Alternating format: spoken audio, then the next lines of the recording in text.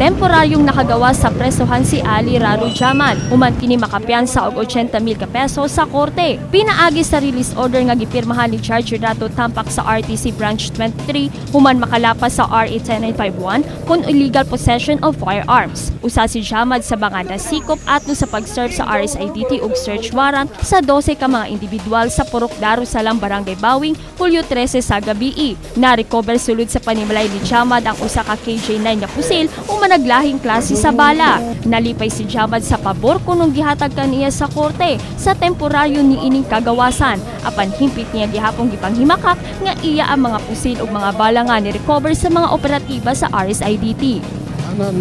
Nasiyahan ako, sir. Nasiyahan ako na kalaya na ako. At nagpapasalamat ako sa Diyos. Nakalaya ako. Pati na sa mga pulis sa Papa 5 kasi mababait sila. Yan ang kuhan ko sa pulis Papa 5, mababait. Sa'yo ba yun yung nakuha yung mga... Hindi. Hindi sa akin. Sumala pa ni Police Senior Inspector Oliver Paoya, labaw sa Tumbler Police Station, nga temporaryong kagawasan lang ang matagamtaman sa nasampit nga sospek. Apan magpadayon gihapon mag-atubang og kasong pagsupak sa RA 10951 o Comprehensive Firearms and Ammunition Regulation Act ang sospek.